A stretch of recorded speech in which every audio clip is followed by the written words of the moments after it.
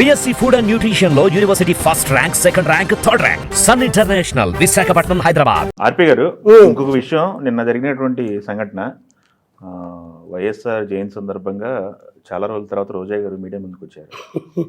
Media ముందుకు వచ్చి మాట్లాడారు. వైఎస్ రాజశేఖర రెడ్డి గారి గవర్నమెంట్ దేవుడి పాలనది, అదే దేవుడి పాలన జగన్మోహన్ రెడ్డి కొనసాగించారు. బట్ నెక్స్ట్ రాబోయేది కూడా మళ్ళీ దేవుడి పాలన అవ్వాలని కోరుకుందామని చెప్పేసి మాట్లాడారు. తెలిసి దేవుడి పాలన అన్నారు, మరి దేవుడి పాలన అయితే ఎందుకు ఓడిపోయారు, ఏంటి పరిస్థితి? మళ్ళీ మాట్లాడిన వీడియో చూసారా? మనిషికి ఎప్పటికీ కార్యకర్తలందరూ కలిసి పోరాడదాం అన్నారు వాళ్ళు. ఈవిడ నిన్న మాట్లాడింది. ఏ రోజు కార్యకర్తకు అన్నం పెట్టింది? ఏ రోజు కార్యకర్తను మనిషిలా చూసింది? కార్యకర్త దాకెందుకయ్యా? కార్యకర్తలు కూడా, నగరిలో ఉండే కార్యకర్తలు కూడా ప్రజలే. నీ పక్కన ఉన్నంత మాత్రాన కార్యకర్త అయితే ఇంటికి వెళ్ళిన తర్వాత వాళ్ళ కుటుంబాలకి వాళ్ళు దగ్గరైన మనుషులు అవుతారు, అంతేనా?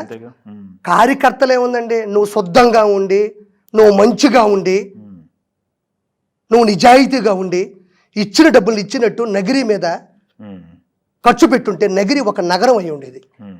నగిరి ఒక మహానగరం అయి ఉండేది. సిగ్గు లేకుండా నిధులన్నింటినీ పక్కకు తీసేసి అన్నదమ్ముల్ని పక్కన పెట్టుకొని డబ్బులు మొత్తాన్ని చేసి ఈరోజు చెన్నైలో అన్ని విల్లాలు 3,000, నేను ఫస్ట్ నుంచి అడుగుతున్నా, 3,000 కోట్ల రూపాయల డబ్బులు యాడ్ నుంచి వచ్చినాయి రోజాకి. ఈరోజు వైఎస్ రాజశేఖర గారు దేవుడు, నిజం, ఆయన దేవుడు అనే వాళ్ళు ఉన్నారు. ఆయనకి ఒక మచ్చ కూడా లేదంటారు, ఆయనకు మంచి పేరు ఉందంటారు, ఆయన చేశారంటారు. ఆయనకి కొన్ని వేల విగ్రహాలు ఈరోజు ఆంధ్రప్రదేశ్, తెలంగాణలో కూడా ఉన్నాయి. నేను దాని గురించి తప్పుగా మాట్లాడలే. ఆయన ఒక మంచి పేరు తెచ్చుకున్నాడు. ఆయన ఒక స్థాయి నుంచి ఎదిగాడు, మహానేత అయ్యాడు. మనం దాన్ని కూడా అందరం కూడా మనం గౌరవించాల్సిందే. దాని కాదు, ఆయన గురించే మాట్లాడే అర్హత రోజాకి లేదు. ఆయన గురించి మాట్లాడే అర్హత రోజాకి లేదు. ఈరోజు నగరిలో ఉండే రోజా ఆయన నుంచి ఏమి నేర్చుకుంది? ఆయన నుంచి ఏమి నేర్చుకుంది? వైఎస్ రాజశేఖర రెడ్డి గారి పరిపాలనలో అప్పటి 2 రాష్ట్రాలు కలిసి ఉండేటివే, ఉమ్మడి రాజధానిగా ఉండేవి, హైదరాబాద్, ఉమ్మడి రాష్ట్రాలు కలిసి ఉండేవి. ఆయన నుంచి, ఆయన మహానేత, దేవుడు అంటున్నా కదా, దేవుడు అని నువ్వు ఎలా చెప్పగలవు? చిన్న క్వశ్చన్, తప్పుగా అనుకోపాకండి ప్రజలారా. వైఎస్ రాజశేఖర రెడ్డి గారు దేవుడని ఎలా చెప్పగలవు అంటే కొన్ని చెప్తుంది నిజాయితీగా, ఇలా ఇలా ఇలా ఇలా ఇలా అంటుంది. అదే వైఎస్ జగన్మోహన్ రెడ్డి దేవుడు అంటున్నావు కదా, ఇప్పుడు ఇతని గురించి చెప్పు, అతని గురించి చెప్పు. అతను చెప్పినటివి వైఎస్ జగన్మోహన్ రెడ్డి ఏం చేశాడు? వైఎస్ రాజశేఖర రెడ్డి గారు దేవుడు అంటున్నావు, శుద్ధంగా బయటకు వచ్చిన నలుగురు వెనకేసుకున్నావు, శుద్ధంగా బయటకు వచ్చి అప్పుడప్పుడు వస్తుంది, ఎవరు ఏమంటారా, ఏంది ఆ పరిస్థితి, ఓడిపోయినాము, మన పరిస్థితి ఏంది, ఎప్పుడు బొక్కలో వేసేస్తారు తెలియదన్నా. 3,000 కోట్ల అవినీతి ఉంది ఈరోజు నగరిలో. ప్రతి చోట దంద, ప్రతి చోట దౌర్జన్యం, ప్రతి చోట దౌర్భాగ్యం. అన్నదమ్ముల్ని అడ్డు పెట్టుకునే కార్యకర్తల్ని మోసం చేసి ఒక్క రూపాయి కూడా అభివృద్ధికి పెట్టలేదు.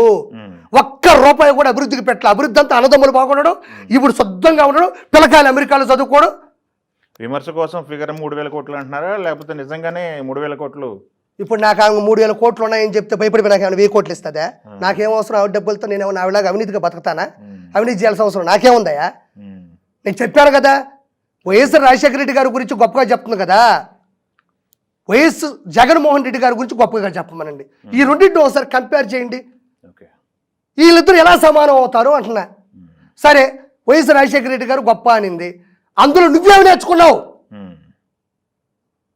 నగిరి ప్రజలు అడుగుతున్నారు ఈరోజు, నువ్వేమి నేర్చుకున్నావు రోజా? మా జీవితాలు నాశనం చేస్తున్నావు, మా బిడ్డలు నీ చుట్టూ తిప్పుకున్నావు. ఈరోజు రోడ్లు లేవు, తినడానికి తిండి లేదు, టిట్కో ఇల్లు ఇస్తే అవి కూడా గతి లేదు. నువ్వేం చేసినావు? నిన్ను నగిరికి పంపించా, మేమంతా గెలిపించా, అది కూడా ఎడ్జిలో 2,000 ఓట్లు ఒకసారి, 8,000 ఓట్లు ఒకసారి. ఏం చేసింది ఆవిడ? ఏం చేసింది?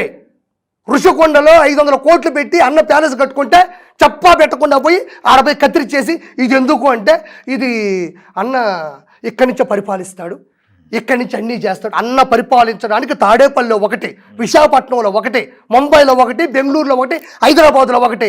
ఏమన్నా మీ అన్న రాజా? మీ అన్న రాజా? సిగ్గుండక్కర్లే, అంత వయసు వచ్చిందే. నీకు తెలుసు, పరదాలు కట్టి విశాఖపట్నంలో అంత పెద్ద ప్యాలెస్ కడుతుంటే రోజాకి తెలుసు అది ఎందుకు కడుతున్నాడు అని తెలిసినప్పుడు నువ్వు ఎదిరించావా? ప్రశ్నించావా? అన్న, ఇది పేద ప్రజల డబ్బులు, ఇలా చేస్తున్నావు, అందులో నగిరి ప్రజలు కూడా ఉన్నారు. వాళ్ళు కట్టిన ట్యాక్సులు కావచ్చు, ప్రకృతి వనరులు కావచ్చు, ప్రజల సొమ్ములో నగిరిలో ఉన్న ప్రజలు కూడా నన్ను నమ్మి గెలిపించారు. నువ్వు చెప్పా పెట్టకుండా పరదాలు కట్టి 500 కోట్లతో 100 రూములు లేవు. మళ్ళీ ఎవరు వస్తారు టూరిజం కోసం వస్తే ఎవరు వస్తారు? 500 కోట్లు. ఈరోజు ఒక రూము 5,000 ఉంటుంది, 7,000 ఉంటుంది, 10,000 ఉంటుంది. 5 రూములే కట్టాడే. 500 కోట్ల విల్లాలో ప్యాలెస్లో 5 రూములే కడితే ఒక్కొక్క రూము ఎంత రెంట్ ఉంటుంది? 5 బ్లాక్లు. ఎవరు దిగుతారు? మీలాగా 3,000 కోట్లు ఎత్తేసి మీ అన్నో లేకపోతే నువ్వో మీ కుటుంబం దిగాల. మా వల్ల కాదమ్మా. ఆంధ్రప్రదేశ్ ప్రజలు అడుగుతున్నారు ఈరోజు. అంత పెద్ద దాంట్లో అన్న ఇక్కడి నుంచి పరిపాలిస్తాడు. విశాఖపట్నం నీ అన్న పరిపాలిస్తాడు. ₹1 కోటి బాత్రూమ్ కావాలా? యాడి నుంచి వచ్చిన ఈ డబ్బులు? అందులో నగరి ప్రజలు డబ్బులు లేవా? డబ్బుల కోసం బుద్ధి లేని పనులు, అధికారంలోకి వచ్చాం కదా అని బ్రెయిన్ పెట్టకుండా చేసిన పనులు ఈరోజు చెప్పా పెట్టకుండా పోయి ఆవిడ కట్టేసి అది చెప్పేసి వచ్చావు. నీకు తెలుసు పరదాలు ఈ పక్కన ఉన్న మాకు తెలియదు, పరదాల లోపల నీకు తెలుసు. అది ఎంత పెద్ద ప్యాలెస్, ఏ విధంగా కట్టాడో, ఎందుకు కట్టాడో మీకు తెలుసు. రిజల్ట్ వచ్చి 1 మంత్ పైన అవుతుంది కదా, ఈ మార్పు ఏం వచ్చినట్టు అనిపించలేదా? ఎక్కడన్నా రిజల్ట్స్ వచ్చి కూడా 1 మంత్ అవుతుంది కదా, జనాలు రిజెక్ట్ చేశారు వాళ్ళని, అయినా మార్పు కనిపించట్లేదు అంటారా? అలా నేను ఒక మాట చెప్తా ఉండే, మారలేదంటారా? వాళ్ళు మారడం కాదు, వాళ్ళు మారినంత మాత్రానో మారకపోయినంత మాత్రానో వాళ్ళ కథ ముగిసిపోయింది.